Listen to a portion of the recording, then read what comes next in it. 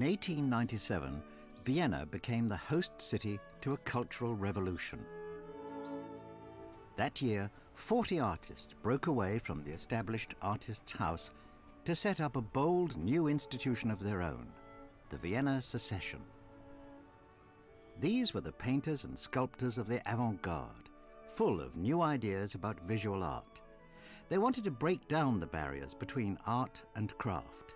They sought a suggestive, psychological impact in their work.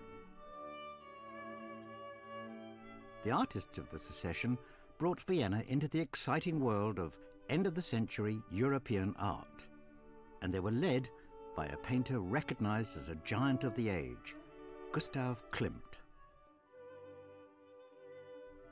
Klimt was, and remains, an enigmatic figure. He rarely revealed his innermost thoughts. He was described as moody and taciturn, a monk-like figure, permanently clad in his blue artist's smock. For Klimt, it was his art that revealed his identity as a man, and his pictures are now recognized as masterpieces of the age. Gustav Klimt's artistic career started early on. Even as a student, he received valuable commissions. We can still admire the striking naturalism of his early works. But his greatest achievements were created later in his life, after a long and deliberate artistic evolution. Bejeweled, decorative, powerfully erotic. It is for these unprecedented pictures that Gustav Klimt is globally famous today. What I enjoy most about Klimt is his sensuality, his colour, his decorative effects, which he achieved through using several different traditions of art: Indian art, European art, and Eastern art. I think superficially it would be the pattern, surface pattern of his work, the fact that he involves surface pattern, he uses surface pattern, which was quite unusual. But I think what I respond to is the fact he didn't follow any particular trend. He was his own man, and was therefore, and because of that, he was not recognised, and it's only comparatively recently that actually he's been recognised as a major figure. Klimt was born on the 14th of July, 1862, close to the city that would be his lifelong home. His father worked in Vienna as a goldsmith and engraver, and he was keen for his sons to become craftsmen like himself. One of Klimt's brothers did become a goldsmith, but the young Gustav displayed a wider artistic talent. At the age of 14, along with his brother Ernst, he was enrolled in the Vienna School of the Applied Arts. This was a newly founded institution offering a curriculum far broader than that on offer at the established Academy of Fine Art. The Klimt brothers learnt the techniques of mosaic and fresco. They studied the history of design, and in the classes of Professor Ferdinand Laufberger, they were schooled in the art of decorative painting. Away from their formal studies, they also took time to learn the art of portraiture by copying from photographs. Long before leaving the Academy in 1883, Gustav and Ernst Klimt were securing commissions and making money as artists. Shortly after completing his formal studies, Gustav Klimt set up his own studio in Vienna, along with his brother and an Academy friend, Franz Matsch. That year, Klimt completed this commission for a published series of paintings entitled Allegories and Emblems. Here we see a conventional neoclassical image, very different from his famous pictures of later life. But this is also a highly competent painting for a young man fresh from school. Commissioned works like these proved valuable for Klimt and his colleagues. In 1886, their studio received an even greater task: to decorate the ceiling and staircases for Vienna's opulent new theatre, the new Burgtheater. Theatre itself provided the subject matter for the work. Here we see Gustav Klimt's depiction of a performance of Romeo and Juliet in the famous Globe Theatre of Shakespeare's time. The Burgtheater decorations also included this image of the Antique Theatre in Taormina, a work revealing Klimt's interest in classical themes. This fascination with the classical stayed with Klimt throughout his life. He was trained as a classical artist, had to go along to the museums and galleries and copy classical casts, and the most important artist in Vienna in the 80s and 90s, called Makart, used classical subjects. In fact, all the academies in Europe used classical subjects, and Klimt had to come to grips with that if he was going to be successful, which he wanted to be. Klimt's early works also reveal a striking ability to depict the human face. In his Shakespearean decoration at the Burgtheater, Klimt wears a giant ruff alongside his two studio colleagues. By this stage, his years of copying photographs were now proving to be especially valuable. The Burgtheater decorations won his studio a prize from the Austrian emperor himself. Shortly afterwards, Klimt received a further commission with a theatrical subject. He was asked to paint the audience gathered for a performance at Vienna's Old Burgtheater. The result was a virtual snapshot of Viennese society in the late 1880s. Entitled The Auditorium of the Old Burgtheater, this is a small work executed in opaque colours mixed with water, gum and honey, the medium of gouache. It was a huge undertaking. When news of the commission spread, the leading lights of Viennese society beat a path to the artist's door, desperate to be included in the scene. It's believed that Klimt produced no less than 1,500 preparatory sketches before completing the picture. The painting was rapturously received. In 1890, the very same work earned Gustav Klimt the Emperor's Prize. As a painting, I don't think it's a particularly great achievement at all. As an exercise in publicity, it was absolutely brilliant. Because all the socialites in Vienna wanted to be in the painting, he became very well known. Reminds us very much of some of the Academy paintings, for instance in the Royal Academy, where everyone wants to be in it. The private view at the Royal Academy by Frith is a good example. The success of the auditorium painting made Gustav Klimt a famous figure in Vienna, and his studio was soon commissioned to carry out another large decoration for the History of Art Museum. Klimt's task was to decorate the wall spaces between the pilaster columns with figures drawn from art history. When completed, the result was an intriguing series of portraits following a journey from ancient Egypt through classical times to the Italian Renaissance. Klimt's near-photographic depictions of human facial features are startling. His emphasis on female subjects permeated his life's works. Klimt's use of gold as part of his decorative colour scheme became a feature of much of his radical later work. Many viewers of the museum decorations are also struck by the strikingly modern appearance of many of his female figures. But these are still orthodox paintings. When Klimt completed the decorations in 1891, he was still working in the established naturalist tradition of the time. But things were about to change, both in the artist's personal life and in the wider society of his home city. It would lead to a revolution in the art of Gustav Klimt. In 1892, Klimt's life was turned upside down. His father died, shortly followed by the deaths of his brother and studio colleague. It appears that Klimt was plunged into gloom by this double tragedy. He was, however, supported by his sister-in-law, Emilie Floge, as well as Vienna's cultural community. It was an exciting time to move in artistic circles. From 1890 onwards, an avant-garde movement began to flourish in Vienna. In literature, and later in art, a reaction developed against what was seen as the restrictions of naturalism. Intellectuals began to argue for a more suggestive, symbolic art that would express the deeper truths of the human condition.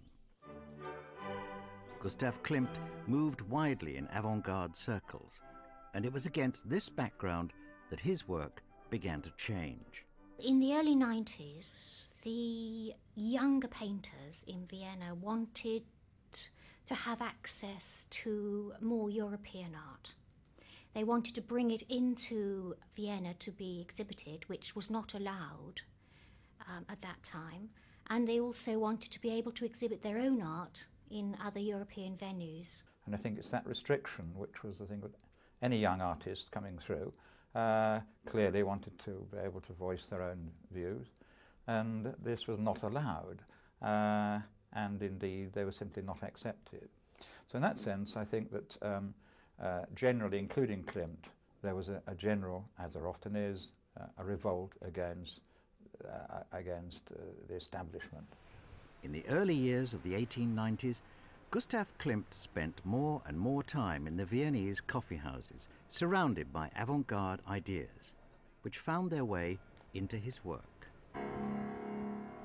As early as 1890, Klimt painted a portrait of the pianist Joseph Pembauer. The full meaning of the strange classical images in the framing is still debated today. Klimt's incorporation of the lyre can be interpreted as an allusion to harmony, as expressed through the notion of the tuned string. This was an important idea of Greek antiquity, reflecting the artist's enduring fascination with the ancients. And again, the lyre features in his 1895 canvas. Klimt painted music for the first time in 1895, a far cry from his earlier naturalism. There is quite an element of allusion to Greek, archaic, Egyptian. And of course that ties in with his liking for a wide variety of academic art, including, for instance, in this country, Alma Tadema. But at the same time, the composition is going a bit wayward. It's going asymmetrical. It's going around to the edges, and it is including, and this is where we begin to see this surface decoration coming in. Klimt started to move towards the flat, frieze-like composition that characterized much of his greatest work. His use of gold reached new heights. He liked the ornamentation, of course, the decorative effects, and of course his father was a goldsmith, so he'd had some training early on in life in goldsmithing. But gold does seem to have emerged at this stage at Music One as something which we can quite clearly see as he began to develop and work on. And of course, later on, other inspiration came to him from other sources which added to that. By the time this sketch was completed in 1895, Gustav Klimt was moving towards the art of his maturity. The same year, he painted this memorable canvas, a representation of love. The image crackles with passion, with the sensation enhanced by the golden framing device. But it is also an attempt to convey something more than just the joy of love. Positioned above the embrace are bizarre female heads, symbols of the ages of womanhood. The presence of this terrible old hag looking down from the sky is a reminder that passionate love has its darker side.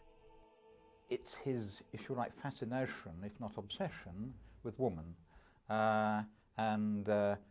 You can link that, of course, with the whole business of the rise of the science of psychology and the whole business of sexual ethics and that.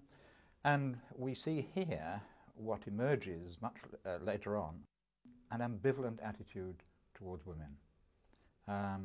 Because you have got a painting here, mysterious, dark, ill-defined. Unlike the Music One, which was done at the same time, it actually has quite a lot of symbolism in. The actual focus of the picture is on the two romantic people about to kiss. Fairly traditional, conventional. The man is very brown, the woman's very pale, she has her head lifted up in a traditional female submissive role. We've got at the top of the painting the three ages of woman, very young, maturity and old age. And that is a theme which he comes to time and time again. It's very depressing, and I think a lot of his work can be seen to be very depressing. And I think that's also a reason why there's been an ambivalent attitude towards him. Klimt was well aware of the ambiguous nature of eroticism. His enthusiasm to convey this message landed him in trouble, and he was condemned as little more than a pornographer. But when this canvas was completed in 1895, Gustav Klimt was still seen by many as the master of neoclassical decorative projects. That reputation secured him a commission to paint the ceiling of the Great Hall of Vienna's University. But when this canvas was completed in 1895, Gustav Klimt was still seen by many as the master of neoclassical decorative projects. That reputation secured him a commission to paint the ceiling of the Great Hall of Vienna's University. But the Mammoth Commission sparked the greatest controversy of his career. When the first fruits of his labour were revealed in 1901, the university authorities were outraged by the uncompromising boldness of his work. But they should not have been surprised. By the end of the 19th century, Klimt had become identified with everything radical in Viennese art, the Vienna Secession. In 1891, Klimt had been elected to the Künstlerhaus, the artist's house that dominated the Viennese art scene. This established institution owned the only exhibition hall in Vienna. Painters who wanted their work exposed to any sort of audience found themselves forced to compromise their art to fall in with the academic style of painting favoured by the Künstlerhaus. Creative suffocation was not an unusual phenomenon at the time. It had been seen before elsewhere in Europe. French art was formerly dominated by the academic philosophy of the Paris Salon.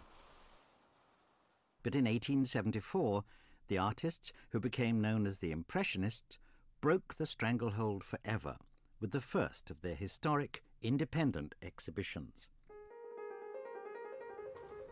But elsewhere in Europe, the old traditionalism lived on. In the Vienna of the early 1890s, paintings in the Impressionist style were still excluded from the Künstlerhaus exhibition. Eventually, the city's most liberal artists revolted. In 1897, 40 of them decided to form their own independent institution, with Gustav Klimt as its first president. This was the birth of the Vienna Secession. The Vienna Secession, as it's called, is something which was really part of the spirit of the age. In Austria and Germany, for instance, in 1892, there was a secession at Munich. The Viennese secession was 1897, and then there was in Berlin in 1899. So in other words, it wasn't peculiar to Vienna, it was part of the spirit of the age. The artists in Vienna, the younger artists, were dissatisfied with the lack of choice in their exhibiting venues and the lack of European input into their exhibitions. And this is why Klimt and a few others decided to set up their own group, which could have been accepted, of course, by the academic circles, but they didn't accept it. They criticised it heavily. So during that particular meeting, in fact, where they criticised it, Klimt and his friends left, and then they had to be independent. The founders of the secession were keen to show the Viennese public that art had moved on from the stuffy academic approach favoured by the Künstlerhaus leadership. In 1898, the first secession exhibition took place. The venue was a dedicated building strongly influenced by the contemporary spirit of Art Nouveau. It's quite interesting that they had a great deal of backing, actually, because, for instance, they had a new building built for their secession. And that must have caused, you know, they must have had tremendous amount of backing there. And that in itself was a symbol of the new ideas in architecture. We can also see the characteristic curving lines of Art Nouveau in this poster designed by Klimt to promote the first secession event. Art Nouveau was a European movement, but the Austrians would have known mostly about the English manifestation of Mackintosh and his wife, and Aubrey Beardsley and Whistler. And what they liked about it was the symbolism, for a start, and the emphasis on design, the sinuous movements, natural forms. It was the antithesis of realism, really. It was something artificial, something exciting, something that you could read deeper meanings into. I'm reminded of something which is very peculiarly European and, for someone like Hogarth, peculiarly English. That is what Hogarth said in his analysis of beauty in the middle of the 18th century, was the line of beauty, which was a sinuous, shallow S. And if you look at that, the sinuous, shallow S is something which is very, very much part of the Art Nouveau. And I think it was tapping into something which was, if you like, pre-Renaissance, the Art Nouveau was, and yet was absolutely modern, and was breaking down this barrier between the arts and the crafts. The Vienna secession took the city by storm, with the first exhibition attracting almost 60,000 visitors. They were able to enjoy works by artists from abroad, as well as the best new Viennese talent. And the works on show were not restricted to paintings. Sculptures, graphic works and drawings were all shown, breaking down the barriers between fine and applied arts. Klimt moved into graphic work with his exhibition poster and with an illustration for the secession's own magazine, The Sacred Spring. But at the second secession event, late in 1898, it was a Klimt oil painting that made the biggest impact. This is Pallas Athene, the Greek goddess of wisdom and the arts. The figure is not instantly recognizable. The image is primarily one of the erotic, literally dripping with golden, seductive power. The provocative nature of Pallas Athene incensed some critics, who referred to it as the demon of the secession. The barbed comments of the critics did not worry Klimt. He was fully committed to his own agenda, as the canvas The Naked Truth shows. The depiction of pubic hair was a bold move in 1899, but the quote in the frame above could be more significant still. Taken from the work of the great German dramatist Schiller, it makes the artist's message clear. Great art is created by the few for the benefit of the few. Here we get a work which smacks you in the face, really, and it smacked the people in the face at the time. It's really a full frontal nude, which is shocking. It was regarded as shocking, because here he was moving away from the classicism, the decent classicism of Alma Tadema, of Henry Moore in this country, of classical artists, academic artists at the Salon in Paris. It's if you were draped with, if a woman's body was draped with something which looked vaguely classical, with a few convenient classical pillars behind, then it was decent.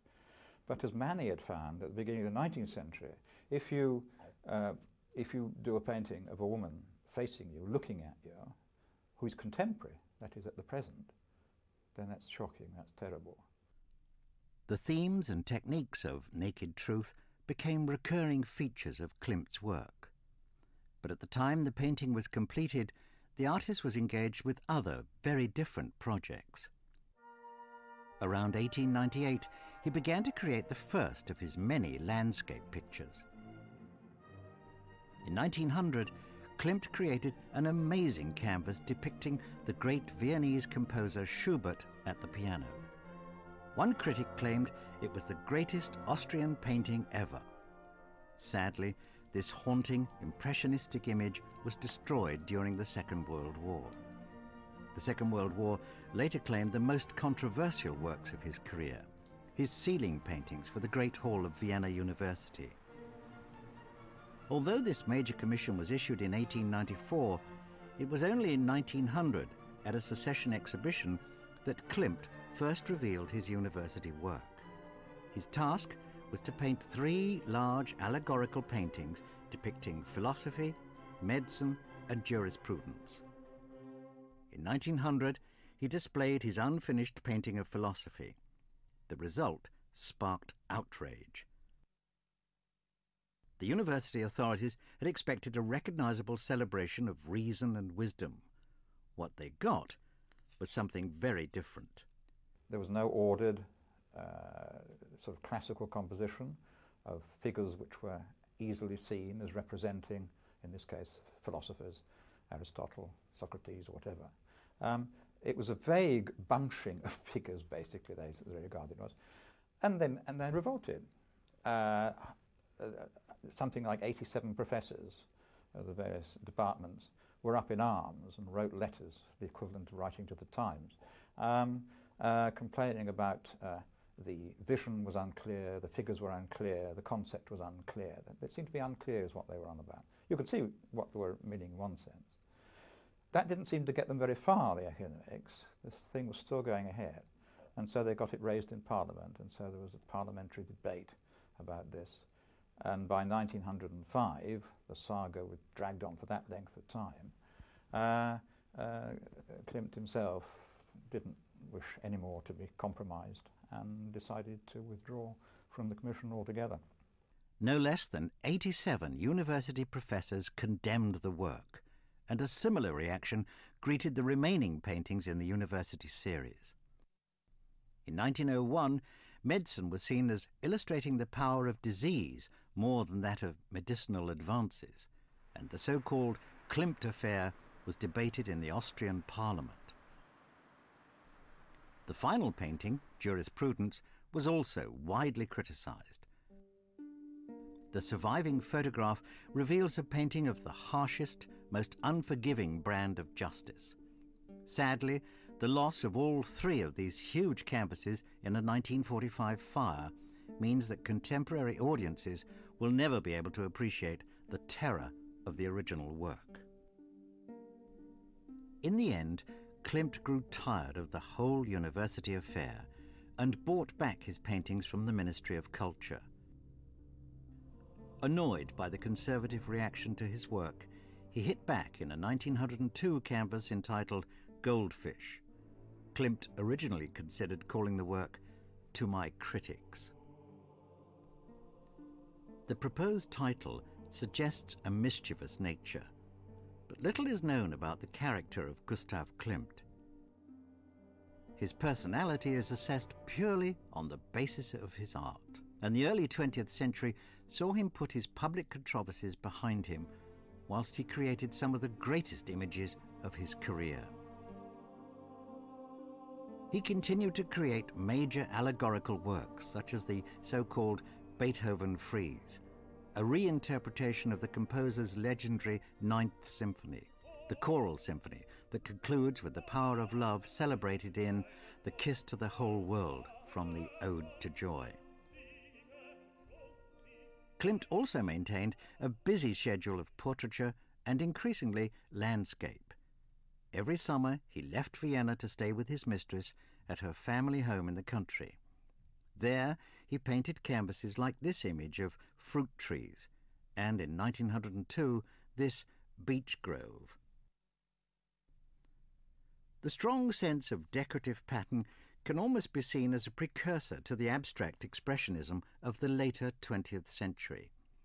Modern audiences can imagine the landscape could be infinitely extended if we wished. A sense made stronger by the artist's recurring use of the square canvas. Well, he was quite articulate about this, and he said that this format makes it possible to bathe the subject in an atmosphere of peace. Though through the square, the picture becomes part of a universal whole. So he sees the square as being able to be extended indefinitely in any direction, and it is a universal shape. It's also quite unconventional, and he probably liked that. There's an analysis here a defining, if you like, defining a design problem of which the square is part. And the square, of course, as one appreciates, was something which became very much very important, whether it be to the constructivists and supremists like Malevich, or indeed to people like Braque and Picasso. The square seemed to be something with which they're working as a deliberate design problem. I certainly see Klimt as deliberately defining the square through which, or within which, the trees are then orchestrated. Klimt's summers in the countryside enabled him to indulge his enthusiasm for landscape painting. They also gave him time with his mistress, Emilie Floge. Though they never married, Gustave and Emilie remained together for some 27 years. And in 1902, she was the subject of one of the most significant works of Klimt's career. This was the first time that Gustav Klimt combined a naturalistic depiction, becomes, if you like, part of her, and out comes, it's an outpouring of his realism in this sense of feeling. It is not of the tame delineation again of the external surface. It's getting at the soul and the spirit of the person. And it's, if you like, reduced down to the face and the hands as being very naturalistic, at least in the sense that you know exactly what they are, and they are the primary point of interest. You go straight to them. And yet they are contained and set within this almost amorphous, vivid pattern, colour, shape, which is not defined in the same sense. And so you're getting the soul of the person being part of its surroundings. The reality is more than the external appearance. This is what Klimt is getting at. With this canvas, Klimt moved closer to a full-scale aestheticism in his work. The painting to be appreciated as a painting and as nothing else, and its impact upon the viewer remains stunning. The flat, highly patterned approach would dominate his later portraiture, with canvases like Fritze Reidler from 1906, and this dazzling image of Adele Bloch-Bauer, completed the following year. By this time, Klimt had virtually given up painting male portraits. He found no shortage of female sitters in wealthy Viennese society. But the artist possessed an ambiguous opinion of womanhood. Like many others at the time, he saw both the beautiful and the erotic in the feminine condition. Woman as both goddess and temptress.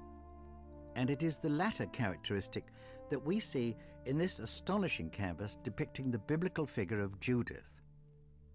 Judith is almost a monument to the destructive potential of female temptation.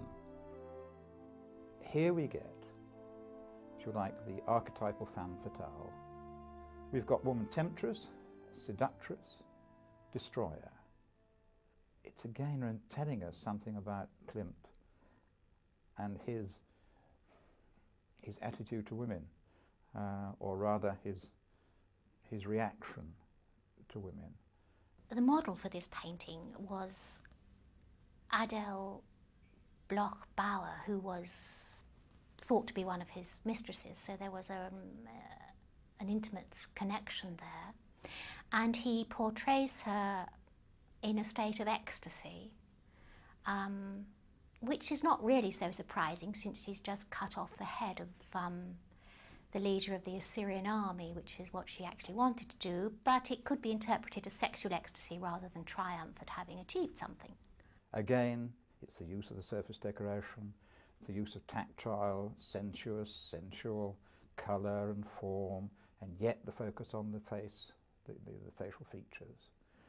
The slight tilting of the head gives a sort of dominance, a domination, which is all part and parcel of this.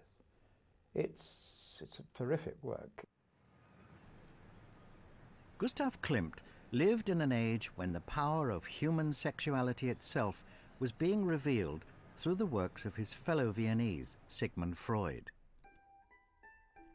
No one knows for certain if both men met, but there is arguably a Freudian element in his canvas. It is said that Klimt was possessed of a strong sexual drive. One wealthy young lady described how the artist followed her to Venice in a fruitless attempt to win her love. The sheer eroticism of much of Klimt's later work does suggest a Freudian attempt to triumph over personal neurosis, the so-called path back to reality. The artist's lifelong reluctance to talk about his artistic inspiration only adds to the neurotic suspicion. There is also evidence that his working days followed an almost regimented routine, and apart from his summer holidays with Emilie Floge, he hardly left Vienna at all. But in 1903, at the age of 41, Gustav Klimt did venture further afield when he travelled to Italy on 2 occasions. He was not the first to make such a journey. For centuries, artists from Northern and Central Europe had made an Italian trip to see for themselves the greatest artistic achievements of antiquity and the Renaissance. But Klimt's journeys south had a very different purpose. His destination was not Rome, Florence or Venice, but the city of Ravenna, to see the finest achievements in an art form from outside the Western tradition, mosaic. It was the beginning of the artist's so-called golden period. Klimt went to Ravenna in 1903 and he saw the Basilica of San Vitale, which is full of the most amazing mosaics. And of course the mosaics are made up of small stones and gold and reflect the light in a particular way, which he was completely entranced by, and it was this that he brought back with him from Ravenna. His interest in gold is to do with his father being a goldsmith and the fact that it's a reflective metallic surface which is exciting and contrasts with paint or with semi-precious stones very nicely. And it gives a sense of luxury, of course, which is something that his Viennese clients were particularly interested in. During the middle years of the 20th century's first decade, the artist's use of gold could be little short of overwhelming. Increasingly, a greater degree of abstraction revealed itself in golden period paintings like Water Serpents from 1907. With this picture, the artist has turned his erotic attentions to the business of lesbian love, as the influence of mosaic patterning can be seen all around the ecstatic couple. The kiss provided further ammunition for his critics seeking a pornographic inspiration behind Klimt's work. But with the most famous painting of the artist's career, it is difficult not to appreciate the artist's achievement in purely artistic terms. This 1908 image features the artist's trademark love of gold, his use of mosaic decoration, his fascination with beauty, the erotic and the act of the embrace. The title is simply The Kiss, and it is, for many, the greatest achievement of Gustav Klimt's career. The kiss is about that moment when two people become close to each other, physically close, emotionally close, and at the point of a kiss you are not conscious of your surroundings in any defined way. It's something so very personal, and it's this magical use of form, shape, pattern. In some ways it's very traditional, of course, as well, because the man is taller and clasping the woman who is looking up to him. It's very touching as well in the way that they relate to each other. Her hands are very expressive, for example. Of course, it also has a symbolism in it because the decorations on the woman's garments are rounded, circular, and so on, whereas the man has square decorations, more angular, which two different symbolisms for the different sexes. It is the shape of the two heads together surrounded by what emotionally one feels but doesn't see, and that seems to me what's important. It is an extremely powerful work. Disturbing, yes, and I think only comparatively recently, as I say, taste been able to actually face up to it. The Kiss was first shown in public at a major exhibition in 1908, and the value of the work was immediately recognized. It was purchased by the National Gallery of Austria, and Klimt's fame was now assured. But Viennese art was once again changing. The secession had divided into two groups, the so-called realists, who favored a more traditional painterly technique, and Klimt's stylists, who favored the decorative approach. Klimt's artistic friends included Oskar Kokoschka and the young Egon Schiele, and it was these artists who came to be seen as the real pioneers of the Viennese avant-garde. As Gustav Klimt approached 50 years of age, it appears that he felt the need to seek out new influences for his work. At a 1909 exhibition, he experienced the works of Vincent van Gogh. His admiration for the Dutchman can arguably be detected in landscape pictures like a canvas from 1912. 1909 also saw Klimt leave Vienna on one of his rare departures from the city. He travelled to Paris, where he developed a taste for the work of another great post-impressionist, Henri Toulouse-Lautrec. The portrait of a lady in a hat with a feather boa could almost be seen as a homage to the French master. But Gustav Klimt also continued to produce work in his own inimitable style. Eroticism and female sexuality continued as thematic concerns, as in The Virgin of 1913. But when the artist was commissioned to paint this portrait of the young Madre Primavera, he proved that his flat, decorative approach could capture the innocence of girlhood as well as the ambiguous spirit of adult woman. But by the early 1910s, it is said that Klimt was a tired-looking man. If so, there was good reason. For many years, he had been engaged in the laborious production of his final masterpiece, and it had been a hugely ambitious project. Only in 1911, after 6 years of labor, was the work complete. This was the Stocklet Palace frieze. In 1904, a millionaire in the city of Brussels decided to commission a complete work of art, a great building where every component was part of an artistic whole. To carry out the work, he commissioned a splinter group from the Vienna secession, the Viennese Workshop. The architect was Joseph Hoffmann, and the artist responsible for the decoration of the dining room was Gustav Klimt.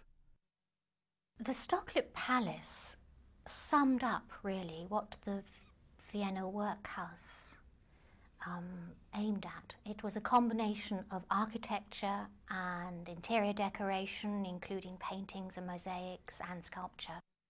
And Klimt did the dining room, and he did mosaics on 3 of the walls. And they were really the climax of his interior decorative projects. The Stocklet Palace decorations gave Klimt the chance to work in the medium of mosaic, and the result was a triumph. On the long walls of the palace dining room, he created the huge swirling image of the Tree of Life. On the other walls, 2 more symbolic images, this fulfillment and, perhaps greatest of all, expectation. The influence of Byzantine mosaic, a mastery of decorative pattern, and above all, Klimt's famous concern with the erotic make it a masterpiece that rewards the patient viewer. The Stocklet Palace decorations represent the final great achievement in the art of Gustav Klimt. Though he was not yet 50 when the friezes were installed in 1911, he had less than 7 years to live. In his final years, he continued to paint with an increasing emphasis on his landscape work. But on the 11th of January 1918, Gustav Klimt suffered a catastrophic stroke. 4 weeks later, he was dead. But the majority of his work survives. In the course of a remarkable and controversial career, Klimt moved away from the naturalist painting of which he was a master. Instead, he pursued an art that was far more enigmatic, leaving the city of Vienna speechless with admiration. Although the meanings of his greatest works are still disputed, the value of the art of Gustav Klimt cannot be in doubt. Klimt's achievement is enduring popularity, actually. And this must be because he deals with themes of constant interest to people, like love and sexuality and sensuality. I think it must be the luxury of his works, perhaps, as well as the subject matter, which continues to appeal to our materialistic age. He links with some odd characters like Aubrey Beardsley, for instance, in this country. I think he brings together a number of people which don't fit into categories. He constantly moves between what we've subsequently thought of as the figurative and non-figurative abstract, plus a touch of realism. He is vital, he's part of the spirit of the age, and I think we've got a lot to learn about him as yet.